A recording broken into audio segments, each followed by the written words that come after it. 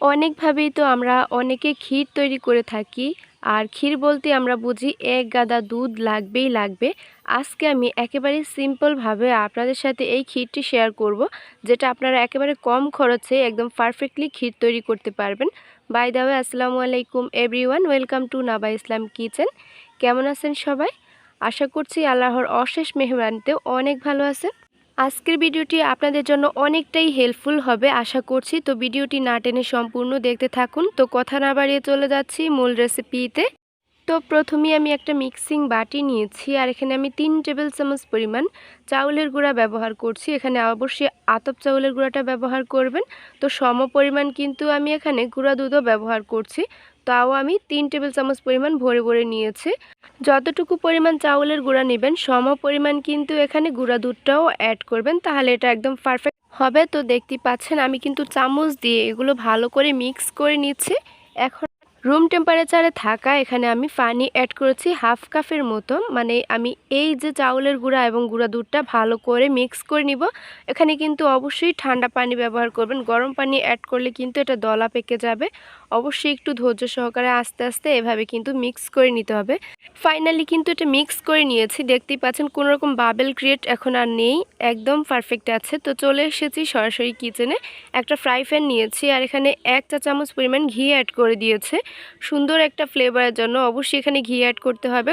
তো ঘিয়ের মাঝে এখন কতগুলো ড্রাই ফ্রুটস অ্যাড করে দিয়েছি। তো এখানে আমি কাজু বাদাম, কিশমিশ এবং সাথে কতগুলো চীনা বাদাম নিয়েছি। আপনারা চাইলে আপনাদের পছন্দ মতো এখানে যে কোনো বাদাম ইউজ করতে পারবেন। তো এটা আমি কিছুক্ষণ চুলার আঁচটা মিডিয়াম টু লো ফ্লেমে রেখে ভেজে নিয়েছি। যখনই বাদামের সুন্দর একটা ফ্লেভার এবং সুন্দর একটা কালার চলে আসবে তখনই কিন্তু এগুলো তুলে নিতে হবে। তো দেখতেই পাচ্ছেন একটা চামচের সাহায্যে কিন্তু আমি এগুলো তুলে নিচ্ছি। ঘিয়েতে ভাজার পর কিন্তু দেখতেই পাচ্ছেন একদম নাইস একটা কালার চলে এসেছে। তো এগুলো আমি একটা সাইডে রেখে একই ফ্রাই প্যানে দিয়ে দিচ্ছি। এখানে হাফ লিটারের থেকে একটু বেশি পরিমাণ হবে এখানে লিকুইড মিল্ক। আর অবশ্যই কিন্তু এটা আগে থেকে জাল করা হতে হবে, একটা ঘন একটা দুধ। সাথে এখানে ফ্লেভারের জন্য অ্যাড করেছি একটি তেজপাতা মাঝখান থেকে ছিঁড়ে দিয়েছি, 2 টুকরো দারুচিনি দিয়েছি এবং 2টি এলাচ অ্যাড করেছি। অবশ্যই মুখটা কিন্তু ফাটিয়ে অ্যাড করতে হবে, তাহলে সুন্দর ফ্লেভার দ্রুত মেল্ট হয়ে যাবে। সাথে এখানে হাফ কাপের মতো চিনি অ্যাড করেছি। তো আমি এখানে হাফ কাপ ব্যবহার করেছি, পরে আবার চেকে অ্যাড করব।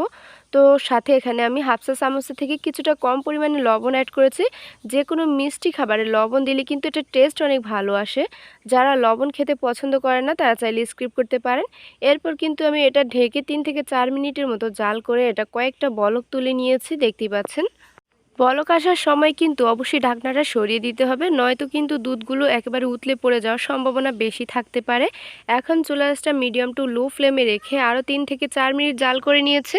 দুধটা আরও কিছু ঘন হওয়ার পর এখন আমি অ্যাড করে দিচ্ছি আগে যে মিশ্রণটি তৈরি করেছিলাম, সেটা কিন্তু আমি কয়েকবার একটু চামচ দিয়ে নেড়েচেড়ে মিক্স করে এবার অল্প অল্প করে ঢেলে দিচ্ছি। আর নিচে কিন্তু অবশ্যই চামচ দিয়ে নাড়াচাড়া করতে হবে, নয়তো এটা দলা পেকে যাওয়ার সম্ভাবনা বেশি থাকতে পারে। এই কাজটি কিন্তু একটু ধীরে সুস্থ আস্তে ধীরে করতে হবে। আমি আবারও বলছি, একেবারে হঠাৎ করে ঢেলে দিবেন না, এটা একটু একটু করে দিতে থাকবেন আর নাড়াচাড়া করতে থাকবেন, তাহলে কিন্তু কোনো রকম এখানে বাবল ক্রিয়েট হবে না। মিশ্রণটা দেওয়ার পর কিন্তু 3 থেকে 4 মিনিটের মতো জাল করে নিয়েছি, কিছুটা ঘন হয়ে আসতেছে, দেখতেই পাচ্ছেন। এখন কিন্তু আমি দারুচিনি, এলাচ, তেজপাতা এগুলো ফেলে দিচ্ছি, কারণ এগুলোর যে স্মেলটা আমার প্রয়োজন ছিল সেগুলো কিন্তু অলরেডি বেরিয়ে গিয়েছে। আর এগুলো কিন্তু সবই আমি ফেলে দিচ্ছি।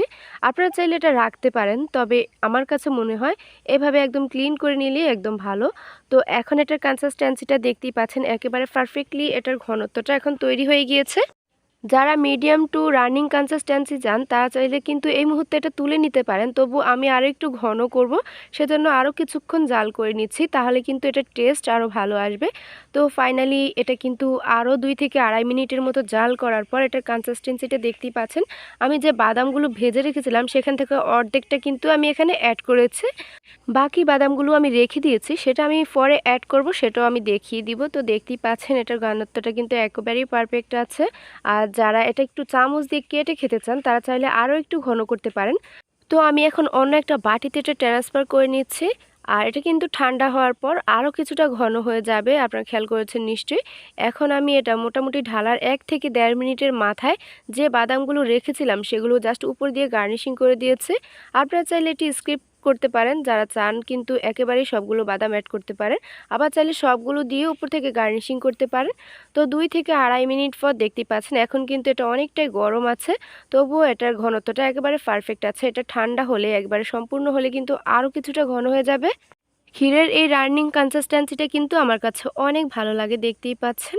যারা মনে করেন ক্ষীর তৈরি করতে অনেক টাকা খরচ হয় তাদের জন্য কিন্তু এই ভিডিওটা একেবারেই পারফেক্ট। ভালো লাগলে একটু শেয়ার করে দিন। আল্লাহ হাফেজ।